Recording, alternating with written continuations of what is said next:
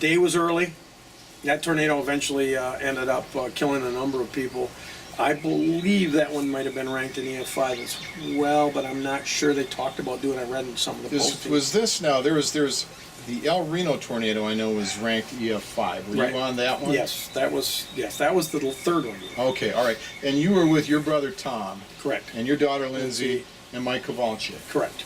So what we did is we the storms were distinctly supercell, but they were developing down the dry line.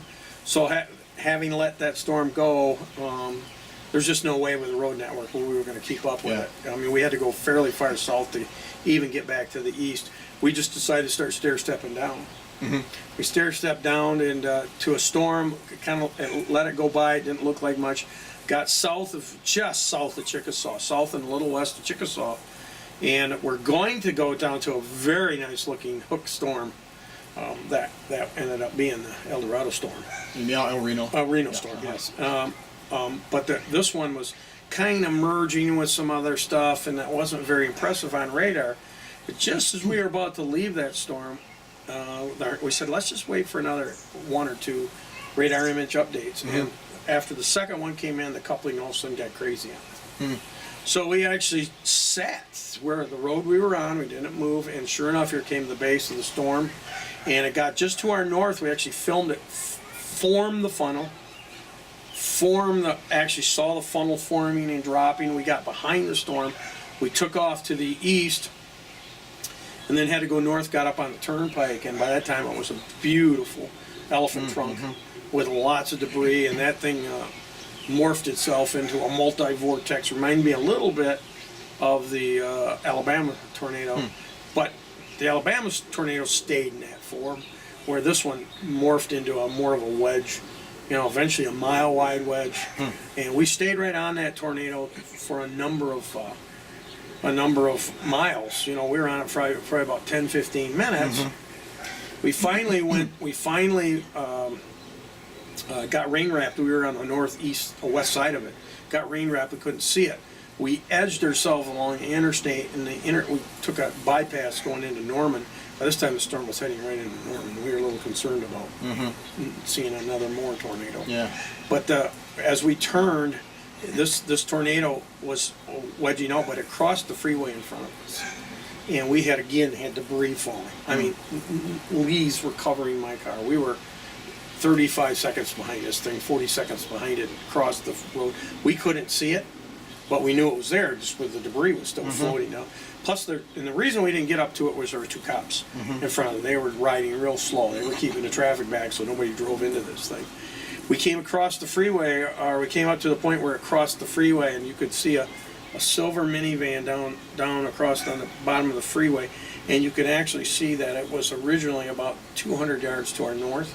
It was a ball by the time it was nestled up to the freeway, but you could actually see the marks in the ground where it hit, and you could actually, there was like a trail, like an animal trail or something, of just where you could see this thing had tumbled.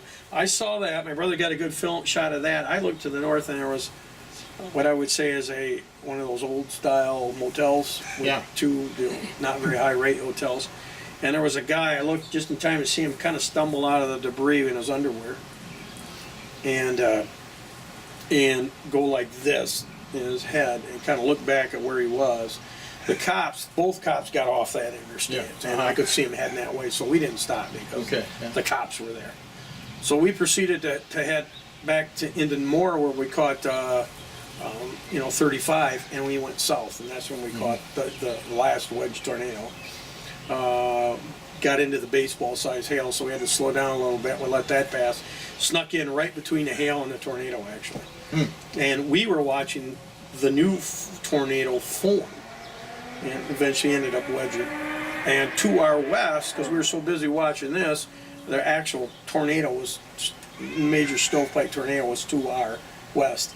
And Mike, I said to everybody, you guys please look back behind us, because this looks like something that's not fully formed yet.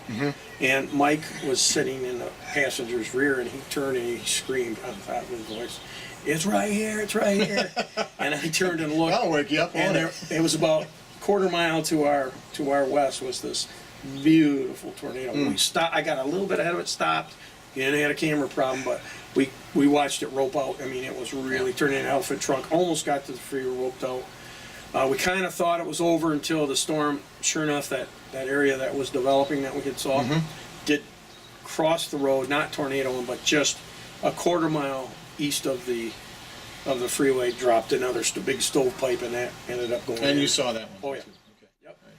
So that was our May 24th day, and that was the end of that. And very successful, like I say, mini outbreak of large one. Of course, the Chickasaw tornado ended up being the EF5, so that made them the second one of the year for me. So yeah, you've had a career season. I have. You know, I'm gonna. Let's see, what was it? Nebraska on the 20th? 20th. You know, it's Yeah. painful for me to ask you about this. Yes. But I'm going to ask you about it anyway because you could tell your tale if you like. we both have our stories, and Bill's story is a whole lot better than mine, believe me. So Bill, you know, this was prior to this, you'd had some problems with camera. I mean, this, unfortunately, your chase season, as spectacular as it hasn't been that well documented on by video. Nope. You just had camera problems and stuff like that. But on the 20th of June, you were hooked up with a brand new camera, high def. Yep. I mean, you're good to go. Yep. And so, talk about that, because you got some great stuff, man. As you know, I left a little bit after you, Yes. but there's a reason how I got ahead I of you. know about that. And I'll let you tell that tale a different day. I left my house about 7 o'clock in the morning in Grand Rapids, thinking the models showed that everything was going to be in western Iowa. Fortunately for me, I had business in Iowa the next day. That was going to be a travel day for me anyway. So I left that day, and I figured I'm going to go, get out to western Iowa from my house by 3-ish. Their time, storms go up at 5, I'm good. I'm going to have a nice mosey time out there. Well, as the day progressed, the models kept slowing the low down, kept pulling it farther and farther to the west, to almost darn near all the way back central Nebraska. They'd pretty much, even by that morning, they'd pulled it up to the west. I remember waking up and going, "Oh crap, man, I'm going to, bust my butt." I busted past Des Moines, way past where I had to actually be the next day. I had to be by Iowa City. Drove all the way out there and just kept driving. Got to Omaha. By that time there was a large supercell up, but was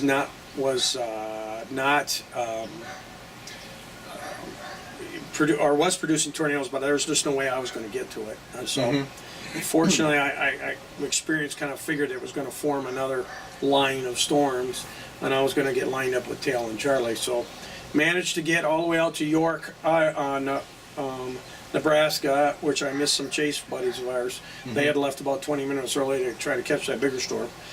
So I got out there and I refueled, and then floated another 15 miles to the west where that Tail and Charlie had already gone up. I watched him develop to my south. I figured it was another half hour, 45 minutes from tornadoing. So I went north, and I got north of the storm, and storm slowed down and broke off actually from the line and started going a little to the east. So I couldn't, and I got too far north, so I turned around, and we headed, I headed back south, and I got south, down by Pork, turned to the east, and looked south, and there was the first tornado I filmed. So, and that was probably 12 miles from me, 15 miles from me, but the cloud bases were so high, I managed to be able to film it. So I set up and started filming it in 18 minutes, almost 20 minutes, just filming it. Fantastic, yeah. And it was every shape, size you wanted, short of a wedge. I mean, it went from a stovepipe to a nice elephant trunk to a high base elephant trunk with a nice debris cloud underneath it, back out to a stovepipe, all the way out to I filmed it all the way to it roping out, including the new tornado forming just to the north of it, So I filmed it. I was talking to a local gal there. She just sat down and started talking to me while I was filming, and she was telling me all about the '68 tornado that came through there, and '92, and apparently for her this was kind of normal. Tornado conversation. Yeah. She was. It seemed like it was a normal thing. It's a normal day for her. But then so I took off. The storm formed that tornado, little multi-vortex thing that rolls up, and I took off to the north. I had to go about a half a mile, 3/4 of a mile east to go north.